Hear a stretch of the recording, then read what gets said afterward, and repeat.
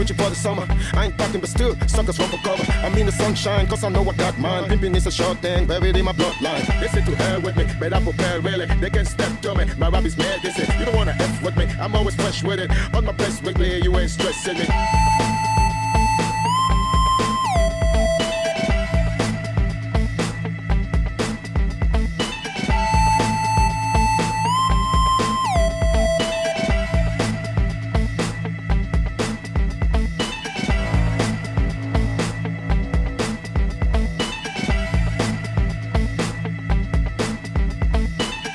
All the time, all around the way I put it down, coming straight from the underground. And what you want now? I do it for the masses. I never blew my chances. My style is classic, started. You want the heat? I got it. Coming from the bottom, moving straight to the top. Coming with the pull up for the #1 spot. Pushing my vibe like a pusher on the block. Holding my ground, so the rappers get lost.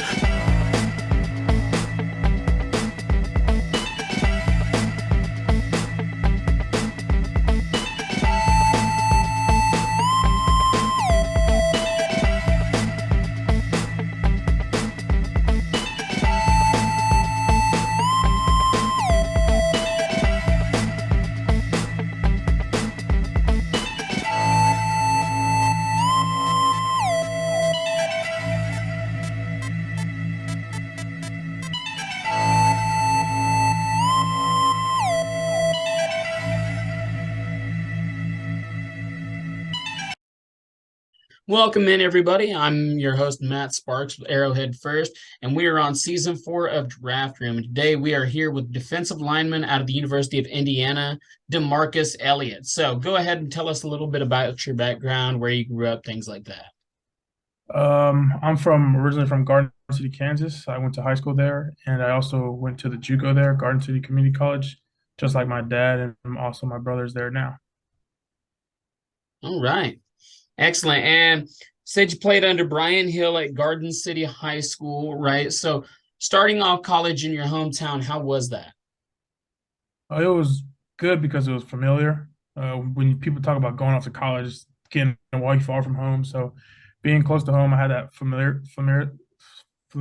So it was kind of like a good like brusher into college and how it's going to be somewhat, but also not being so far away from home that it was a big change of scenery. So being able to be home, it was a good start into my college.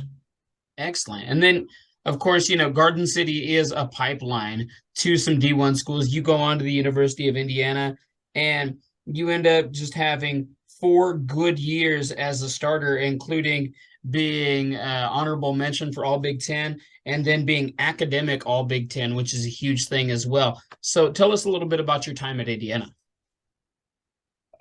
Here in Indiana, I really enjoyed my time here. It was a great place to be at. At first, it was kind of getting used to being like away from home, like I said earlier. Kind of a big jump, living on my own and paying my own bills, of course. So that was kind of a jump. But no, the place here is great. The fans are great. The scenery great. It's like a small town feel. So it kind of like remind me of home that way because everyone knows everyone pretty much.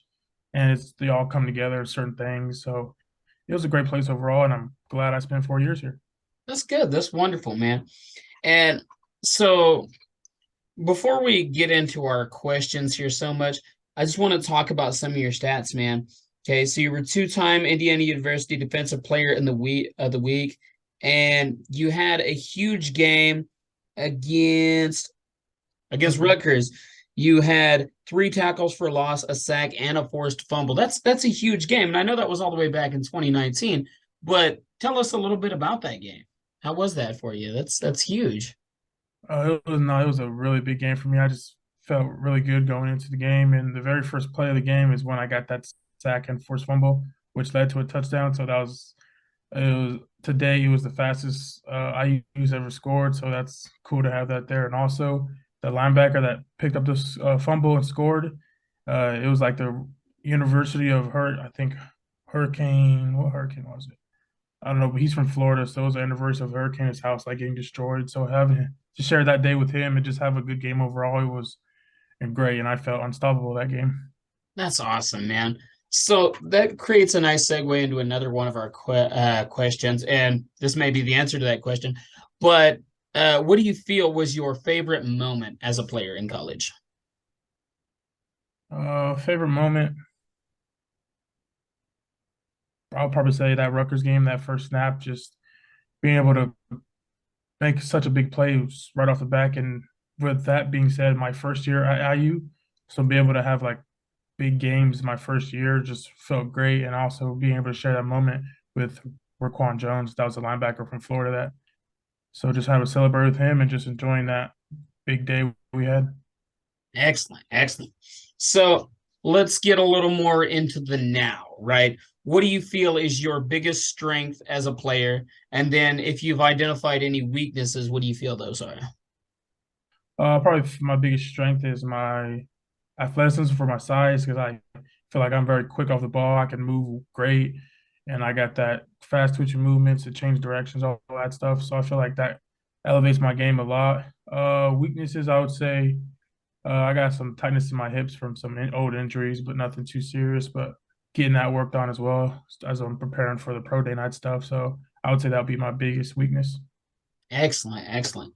So we always like to ask this question, and most of these are, kind of lighthearted questions, right? We don't like to put people on the spot. So uh did you play any other sports growing up? Do you got other sports in your background there? Yeah, high school I played basketball, football, and I did track as well. Dang. So all sport athlete there, all right. Yeah. I was lucky if I could even be good at one sport. So yeah. All right. So we already kind of went through some of your accomplishments and things like that. And of course, the fact that you're uh definitely a 3-year starter, but for the most part, a 4-year starter at a D1 college in the Big Ten, heading towards the league. How does that give you an advantage over some of these other guys going in? I played a lot of football, as you said, 3 or 4 year starter. So I know the game inside and out. I've been here a long time. I've been around a long time. So just being able to have that knowledge, I think it gives me the edge. And also here at IU, a lot of coaches coming through. So just being able to pick their brain about certain things that I can help, not just on not just on the physical field, but also the mindset game of it, because football is also a big mindset mentality game. So just being able to have that edge of just I would kind of in a way like wise kind of way, like old wise out type stuff, but like just be able to know what to do, how to do it, and when to do it is I think that's what set me apart. Absolutely. So, what specifically so far have you been doing, and what do you plan to do to prepare for the draft going forward? Because it's a big day. I've been down here back in Indiana, Bloomington, just training every day for the pro day, and if I can get lucky, if get invited to the combine or whatever, just training every day, trying to just perfect everything I can, like the pro agility, the 3-cone drill, the 40, bench press, all that stuff. Just be able to try to get my numbers as best as they can be. So there will be no doubt when it comes to draft day for the coaches and the staff of the other NFL teams. And presumably you're going to participate in IU's Pro Day, right? Yeah, that's March 7th. So that's what I'm training for right now. All right. So you're going to run the 40 there? Yeah. What do you think you're going to run it in? Just guess. Sub 4.9 easily. No way. Yeah. No way. Wait. You're joking. Like, how big are you, man? 6'3", right now about 310, but for the pro down be like 305, 303. Dude, and you're gonna run. Wow. Man, that's crazy. I couldn't run a sub 4.8 right now. Like, so that's man, that's awesome.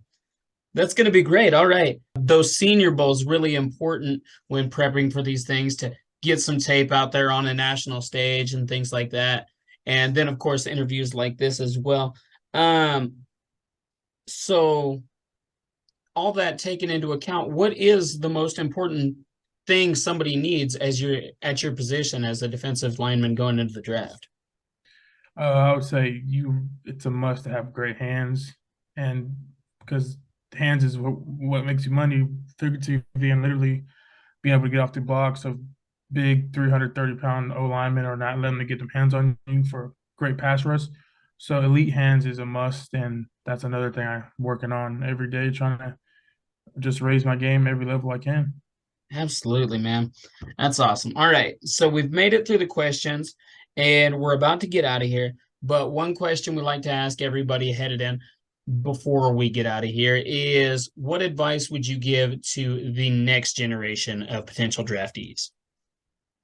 I would say don't let anyone put a limit on what you can do. One thing my agent told me is don't look yourself up when you're going through this process, because there's a lot of people that aren't decision makers, as he put it, in like NFL teams that are going to say a lot of stuff. So, and if you get wrapped up in that, it'll just tank your performance because you're worried about what they're saying. So, and one thing, earmuffs and blinders is what my Tom Allen says down here. So just focus on what's ahead of you. No need to look what's going on over there or who's saying something about you. Just focus on yourself, and all you got to do is just give your best, and things will work out.